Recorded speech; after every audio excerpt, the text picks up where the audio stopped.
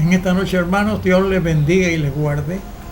Vamos a orar por la palabra. Padre, te damos gracias porque nos da la oportunidad de dialogar y disertar de tu palabra, Señor.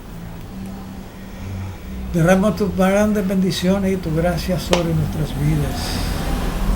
Y danos, Dios mío, la oportunidad de comprenderlas bien y poder analizarlas y ver verdaderamente, tomar conciencia de lo que tú has dispuesto y has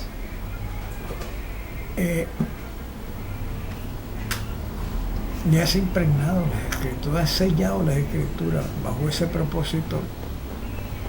Y nosotros queremos, Padre amado, escudriñarlas y ver la realidad. Yo te lo pido en el nombre de Jesús. Padre, danos entendimiento, danos sabiduría, abre nuestra mente, abre nuestro corazón, abre nuestro entendimiento para que estas palabras queden sembradas en nuestros corazones y de sus frutos, frutos dignos de ti y abundantes de ti. Gracias te damos, Señor, por tu gran misericordia y tu inmenso amor, porque has derramado tu gracia en nuestras vidas y hemos sido testigos de tus grandes maravillas y tus grandes misericordias. Amén y amén. En esta noche vamos a estar hablando en el capítulo 19 del libro de Lucas, del 1 al 10. Se trata de un personaje muy importante que de todos conocido, porque hemos oído muchas disertaciones acerca de ese personaje. Hoy vamos a abordarlo de una manera un poquito más seria, porque allí tenemos una enseñanza grande que está subrepticiamente, que hay que escudriñarla, escarbar y escudriñarla en los evangelios.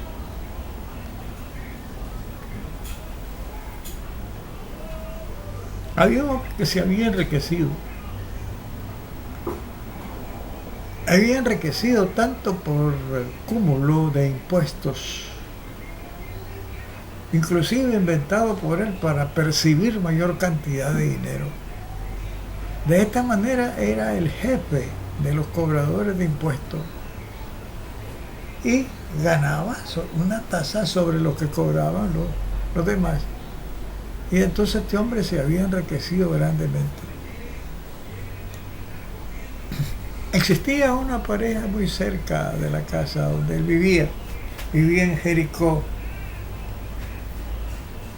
y habían dos mujeres que en el día trabajaban artesanalmente haciendo ollas, y en la tarde llegaba ese hombre, bueno, ustedes lo deben de saber, ese hombre que se llama Zaqueo, y le cobraban los impuestos del día. Estas mujeres quedaban cansadas, fatigadas, rendidas del fragor de poder sacar los impuestos que eran altos, y que le quedaba una poquedad para poder subsistir. Y de noche, para poder subsistir, se entregaban a la prostitución. Para poder subsistir se entregaban a la prostitución. Y muy de mañana estaba el personaje recibiendo impuestos sobre esa actividad que hacían de noche. De tal manera que no tenían escapatoria estas mujeres, y era odiado este hombre porque era odioso para cobrar impuestos. De nada, inventaba impuestos y sacaba dinero. Es que era odiado. Se llamaba Zaqueo, de Jericó.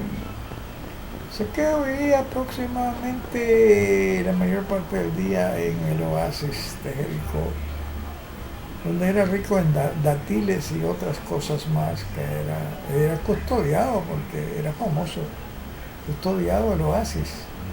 Y ahí se reunían los cobradores de impuestos porque era un pasaje que quedaba en medio del camino, y entonces ahí cobraban bastante los peajes. En esa circunstancia una vez había como una especie de marcha, yo le diría mejor procesión, donde Jesús iba encabezando aquella marcha. Recuerden que había ya hecho la maravilla del ciego de Jericó y le devolvió la vista.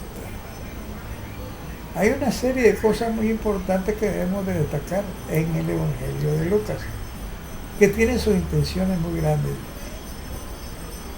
Le dijo Jesús, hijo de David. Al pronunciar esas palabras, lo convertían a Jesús en un flanco para los ataques de sus enemigos. La multitud le dijera que se callara, pero él gritaba más, hijo de David.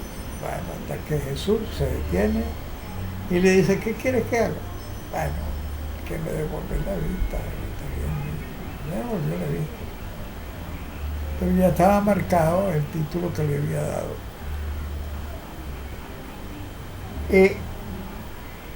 Es muy importante que todo el mundo salía a ver esa actividad que se estaba realizando cuando el paso de Jesús por Jericó. Y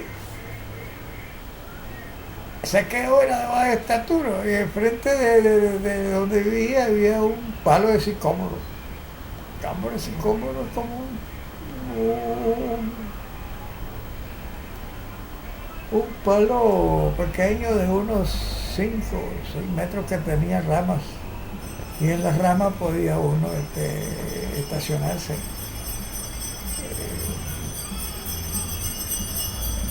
Y entonces Zaqueo se subió al sicómoro para ver pasar a Jesús. ¿Y cuál es la sorpresa? Que Jesús se detiene frente a donde estaba Zaqueo y le dice, Zaqueo, baja de ahí porque hoy voy a estar en tu casa. Zaqueo se queda admirado y dice, pero yo siendo pecador, siendo tanto problema, voy a quedar en mi casa, bueno, sea bien recibido.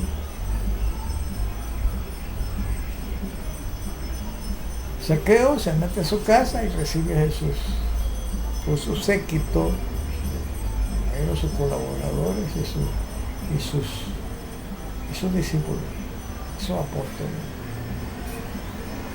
Y las mujeres, aquellas mujeres que vivían pobrecitas, debían siendo explotadas por este hombre, se quedaron mirados y decían, bueno, pensaban que Jesús era la solución a sus problemas. Y resulta que Jesús se va donde Zaqueo, donde se generan todos los problemas. Pero no saben la intención de Jesús. Entonces Jesús le dice, hoy ha llegado el día de tu salvación, porque era la oveja perdida de Abraham y ha sido encontrada. Entonces le contesta a Zaqueo, bueno, conscientemente yo he defraudado a muchas personas, he cobrado de más, me he enriquecido de eso. Te hago esta proposición, voy a devolverle cuadruplicado a todos los que le he hecho mal. ¿Ya? Y a los que le he hecho menos mal, pues, voy a decirle la mitad de mi bien. Jesús no le contesta nada y le dice, bueno, ha llegado la salvación. El concepto de salvación en este caso, ¿en qué consiste?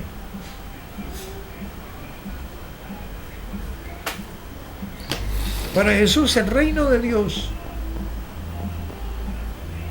era una especie de comunidad donde los bienes se distribuían equitativamente. En otras palabras, en esa comunidad no había pobreza. Por eso es que Zaqueo le promete que iba a devolver cuadruplicado para resarcirse todos los problemas que él hubiera generado. Entonces el reino de Dios ahí tiene una claridad más, un poquito más elocuente. Porque el reino de Dios para Jesús, y se lo explica Zaqueo, es creando una sociedad donde no hubiera avaricia, donde no hubiera ricos y donde no hubiera pobres, y donde Dios gobernaba sobre las vidas. Es el reino de Dios. El reino de Dios del Antiguo Testamento era el gobierno de Dios. Cuando en tiempo de Samuel, de los jueces, quien gobernaba era Dios. Era un gobierno teocrático. Entonces, Jesús viene anunciando un reino. Bueno, el reino de Dios no es comida ni bebida. Es paz. Gozo en el Espíritu Santo. Es muy importante que nosotros sepamos esta lección, que es bastante interesante, porque nos quiebra muchas, pero muchas concepciones que nos han enseñado sobre el reino de Dios, sobre el concepto de salvación. Dice, hoy ha llegado la salvación a esta casa. No es porque Jesús hubiese personificado la deidad del Padre, sino porque fue el motivo por el cual Zaqueo reaccionó y comenzó a actuar como se debe actuar. Entonces, el reino de Dios en este concepto es algo utópico, quiere decir utopía, que hay que hacer un esfuerzo grande para poder medio acercarse, y esto se distancia cada vez más.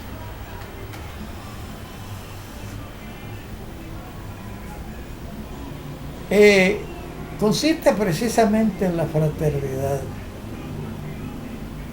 que debemos de hacer, aún con los que nos deben y aún con nuestros deudores, aún siendo deudores. Porque Él nos enseña en el Padre Nuestro que tenemos que perdonar las deudas. De igual manera nosotros tenemos que perdonar a nuestros deudores. Es una fraternidad. Es una fraternidad muy buena que Jesús propugna en el Evangelio de Lucas, el reino de Dios.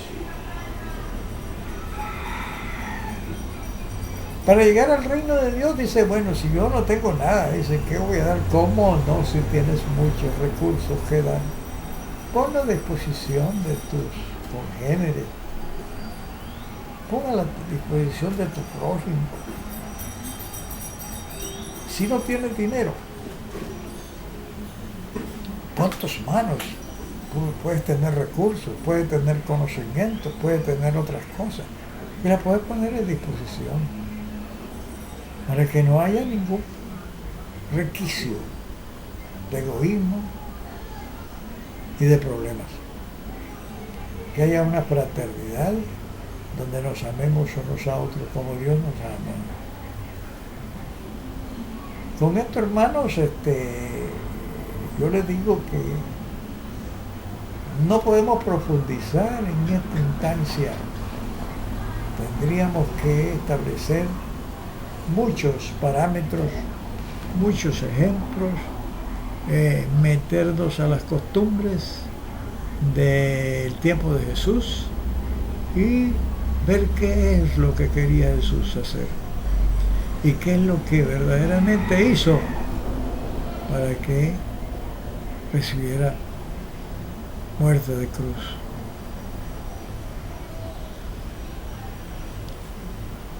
Dios le bendiga, Dios le guarde. Vamos a orar por esta palabra. Padre amado, te pedimos, Dios mío, que seas tú llenando nuestros corazones del verdadero conocimiento que tú quieres que tengamos. Sé tú guiándonos, sé tú ministrándonos, sé tu Padre amado derramando tus bendiciones sobre nuestras vidas, y que sean nuestras metas coronadas con el aval de tu presencia.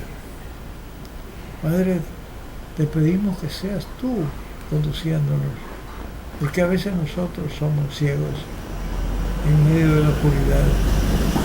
En mediodía todavía nosotros estamos dando palos, porque no podemos vislumbrar el horizonte que tú ya has trazado, pero que tenemos que escarbar. Agarrar un pico, una pala, una piocha y a escarbar para llegar a la verdad. Y la verdad nos hará libre de tantos prejuicios, de tantas cosas y de tantas creencias. Padre, te lo pido en el nombre de Jesús. No me canso de proponerles que se unan a los movimientos evangélicos renovador. Estamos propugnando por el reino de Dios, que es una comunidad donde los valores son diferentes y donde vamos a vivir el Evangelio en una estancia, en una dimensión más próxima a la dimensión del Padre. Los invitamos, hermanos. Ustedes saben nuestra dirección, nuestro correo electrónico, nuestro teléfono. Saben también que estamos con los brazos abiertos esperando que ustedes se motiven, porque es Dios el que llama y nosotros administramos lo que Dios nos proporciona y nos llega a nuestras instancias. Para eso nos ha levantado Dios. Ahora, Padre amado, te pido que seas tú bendiciéndonos. Les habló para ustedes su hermano en Cristo, Ramón Antonio Pérez Talavera. Bendiciones grandes, hermanos, porque sin todo eso que nosotros podamos hacer, que nos parece que ya lo hemos realizado, a veces estamos muy distantes. Entonces tenemos que hacer un esfuerzo grande para que nos convirtamos verdaderamente, entre comillas, ¿ya? Dios le bendiga, Dios le guarde. Amén.